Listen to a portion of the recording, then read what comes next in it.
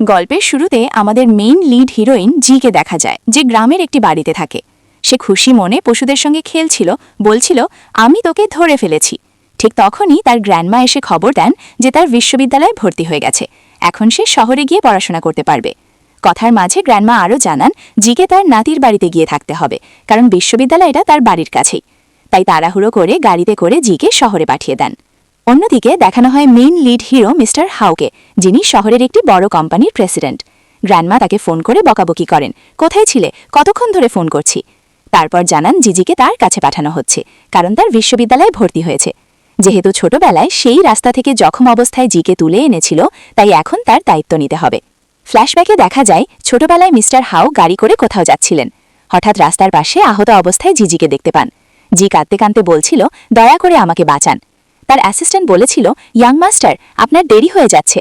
কিন্তু তিনি বলেন, না, এই মেয়েটাকে গ্র্যান্ডমার কাছে নিয়ে যেতে হবে, উনিই তাকে বড় করবেন। বর্তমানে ফিরে এসে দেখা যায় জিজি মিস্টার হাউয়ের বাড়িতে পৌঁছে গেছে। এদিকে সং বেবি, যে মিস্টার হাউকে পছন্দ করে, বাড়িতে নাটক করছে, আত্মহত্যার ভান করছে। জি সামনে আসতেই সং বেবি চেঁচিয়ে ওঠে, তুমি এখানে কেন? সেক্রেটারি জানায়, এ তো মিস্টার হাউয়ের শৈশবের বাগদত্তা। এটা শুনে সং বেবি রেগে গিয়ে মাটিতে পড়ে যায় এবং মিথ্যে অভিযোগ তোলে যে জি তাকে আঘাত করেছে। মিস্টার হাউ এসে সবাইকে চুপ করান। যে স্পষ্ট জানিয়ে দেয় সে এখানে শুধু পড়াশোনার জন্য এসেছে, বিয়ের কোনো আগ্রহ নেই। মিস্টার হাউ মনে মনে একটু অবাক ও মুগ্ধ হন। রাতে জি গ্র্যান্ডমার সঙ্গে কথা বলে। গ্র্যান্ডমা শহর আর গ্রামের জীবনের পার্থক্য বোঝান এবং নাতির ব্যাপারে জানতে চান। জি বলে সে এখন শুধু পড়াশোনায় মন দিতে চায়। পরদিন বিশ্ববিদ্যালয়ে সং বেবি জিকে অপমান করার চেষ্টা করে, কিন্তু জি সাহসের সঙ্গে জবাব দেয়। পরে সং পরিবারের ষড়যন্ত্রে জির বিরুদ্ধে অভিযোগ ওঠে যে সে শুটিং ঠিকমতো পারে না এবং তার ডিগ্রি ভুয়া। প্রিন্সিপালের সামনে শুটিং প্রতিযোগিতা হয়। শেষ শটে টার্গেট মিস হয়েছে বলে মনে হয়, সবাই জিকে দোষী বলে। কিন্তু মিস্টার হাউ প্রমাণ নিয়ে হাজির হন যে পেছন থেকে কেউ আরেকটি গুলি ছুড়েছিল। সত্য প্রকাশ পায় এবং সং বেবির পরিকল্পনা ভেস্তে যায়। মিস্টার হাউ সবার সামনে বলেন, এই আমার ভবিষ্যৎ স্ত্রী, কেউ ওকে আঘাত করার চেষ্টা করবে না। এরপর তিনি অ্যাসিস্ট্যান্টকে বলেন জি যখন আহত অবস্থায় রাস্তায় পাওয়া গিয়েছিল সেই ঘটনার পূর্ণ তদন্ত করতে।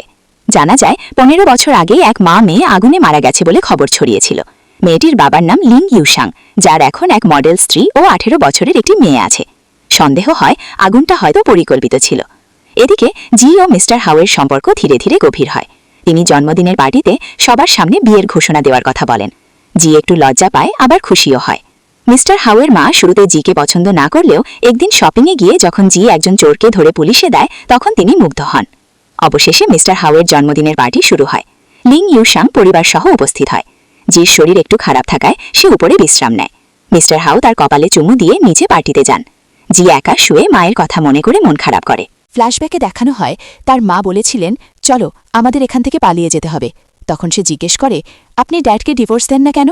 তার মা বলেন, না, আমি ডিভোর্স দিতে পারবো না, এখন শুধু তোমাকে লুকিয়ে রাখতে পারি। যদি ডিভোর্স দিই আমাদের কাছে কিছুই থাকবে না। এরপর তিনি তাকে আলমারির ভেতর লুকিয়ে দেন। তার স্বামী এসে মারধর করতে থাকে এবং জিজ্ঞেস করে, তুমি ডিভোর্স পেপারে সাইন করনি কেন? তিনি বলেন, আমি কখনোই সাইন করব না, তুমি আমার সবকিছু নিয়ে নিয়েছ। তখন তার গার্লফ্রেন্ডও পাশে দাঁড়িয়েছিল। সে বলে, এতে সমস্যা কি, আমরা এখানে আগুন লাগিয়ে দিই, যখন এরা মরে যাবে কিছুই তো বাকি থাকবে না, এদের থেকে আমাদের মুক্তি মিলবে। তারা আগুন লাগিয়ে চলে যায়। জিজি দৌড়ে এসে মাকে বাঁচানোর চেষ্টা করে, কিন্তু তার মা বলে, না, আমি তোমাকে এই নরক থেকে বের করে দেব, তুমি এখান থেকে চলে যাও। এসব মনে করে তার বাবার ওপর তার প্রচণ্ড রাগ জন্মায়। সে মনে মনে প্রতিজ্ঞা করে সে তার বাবা আর তার মিস্ট্রেসের থেকে প্রতিশোধ নেবেই। বাইরে যখন মিস্টার হাউ আসেন তখন তার মা বলেন জিজি অসুস্থ। সেখানে লিং ইয়োসাগের স্ত্রী আর সোহাং, তাদের মেয়ে, দাঁড়িয়েছিল। মিস্টার লিন নিজের পরিচয় দেন, কার্ড দেন এবং তার স্ত্রী ও মেয়ের সঙ্গে পরিচয় করিয়ে দেন।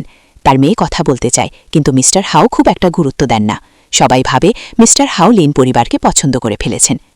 সোহাং তার নম্বর দিতে চাইলে তিনি তার বাবার কন্ট্যাক্ট নাম্বার নেন, কারণ তিনি ব্যবসায়ী। এতে সোহাং কষ্ট পায়। অন্যদিকে সং বিবি আর তার মা গসিপ করছে। মনে হচ্ছে মিস্টার হাউ জিজির মতো গ্রাম্য মেয়ে থেকে বিরক্ত হয়ে গেছে, হয়তো এখন অন্য মেয়েদের দেখছে। তাই তারা সোহাংকে বলে তার কাছে যেতে।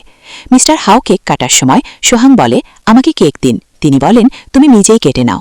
এরপর তিনি গ্র্যান্ডমাকে বলে জিজির খোঁজ নিতে যান। পেছন থেকে সং বিবি ডাকলে গ্র্যান্ডমা তাকে থামিয়ে বলেন, তুমি জানো না, সে তো বিয়ে করতে যাচ্ছে। অন্যদিকে মিস্টার হাউ ডাক্তার থেকে জিজির রিপোর্ট জেনে নিয়েছেন। জিজি জেগে উঠলে অবাক হয়ে বলে, আপনি এখানে? তিনি বলেন, পার্টি তাড়াতাড়ি শেষ হয়ে গিয়েছিল, তাই চলে এসেছি। তিনি আরও জানান, তোমার মায়ের মৃত্যু হয়েছে, কিন্তু সন্দেহ করা হচ্ছে তোমার বাবা আর তার হতে যাওয়া স্ত্রী কিছু গোলমাল করেছিল। তিনি আশ্বাস দেন, চিন্তা করো না, আমি প্রতিশোধ নেব। জিজি আড়াল থেকে এসব শুনে ফেলে, আমি ওদের মেরে ফেলব। গ্র্যান্ডমা বলেন, মারা সমাধান নয়, বুদ্ধি করে প্রতিশোধ নিতে হবে। তিনি বলেন, আমি বুঝেছি। জিজি এসে সবাই জিজ্ঞেস করে সে ঠিক আছে কিনা। গ্র্যান্ডমা বলেন, তোমার অতীত মনে পড়েছে জানি, মিস্টার হাউ তোমার পাশে থাকবে। তিনি তাকে কোলে তুলে নিয়ে যান। সোহাং তার বাবাকে বলে, মিস্টার হাউ আমার প্রতি আগ্রহ দেখালো না কেন? তারা প্ল্যান করে ওর জন্মদিনে আবার ইনভাইট করব। রাতে জিজি আবার দুঃস্বপ্ন দেখে, তার বাবার নির্যাতন। ঘুম ভেঙে দেখে মিস্টার হাউ পাশে। তিনি বলেন, খারাপ স্বপ্ন দেখেছ তাই এসেছি, আমাদের মধ্যে কিছু হয়নি। তিনি বলেন, স্কুল থেকে ছুটি নিতে পারো, কিন্তু সে যায়। স্কুলে তার বন্ধু জিজ্ঞেস করে, তোমাদের সম্পর্ক ঘোষণা হয়েছে? সে অবাক হয়, তুমি জানলে কিভাবে? বন্ধু বলে, মিস্টার হাউই আমাকে তোমার বন্ধু হতে বলেছিল, যেন কেউ তোমাকে বুলিং না করে। সে হাসে, তুমি আমাকে ছেড়ে যাবে না তো? জিজি বলে না। সে মিস্টার হাউয়ের প্রতি আরও ইমপ্রেস হয়। অন্যদিকে সোহাংয়ের জন্মদিনে ইনভাইট আসে, কিন্তু মিস্টার হাউ যেতে অস্বীকার করেন। পার্টিতে জিজি পিয়ানো বাজায়। সবাই অবাক হয় যখন স্ক্রিনে লিং ইয়োসাং, জিজি আর তার মায়ের ছবি ভেসে ওঠে। লিং বলেন, এটা সরাও। সোহাং জিজ্ঞেস করে, এরা কারা? বলা হয়, তার এক্স ওয়াইফ আর এক্স ডটার। সবাই ভাবে তারা তো আগুনে মারা গেছে।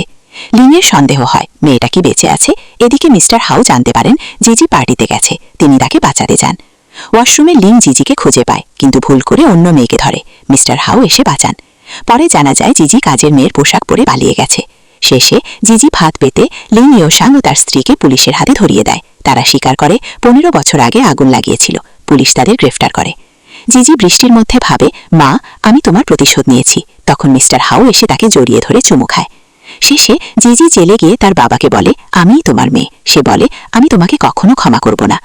গ্র্যাজুয়েশন ডে আসে, সবাই খুশি। মিস্টার হাউ আর জিজি বিয়ের সার্টিফিকেট পায়। সোহাং দেউলিয়া হয়ে যায়। বিয়ের দিন জিজি খুব সুন্দর লাগে, সবাই আবেগ আপ্লুত। রিং পরিয়ে মিস্টার হাউ তাকে চুমু খায়। রাতে মিস্টার হাউ বলে, আজ আমাদের বিয়ের রাত। জিজি লজ্জা পায়। তারা ভবিষ্যতে বাচ্চার প্ল্যান নিয়ে কথা বলে। দুজন রোমান্টিকভাবে একে অপরকে চুমু খায়। এভাবেই এই ড্রামার সুখী সমাপ্তি হয়।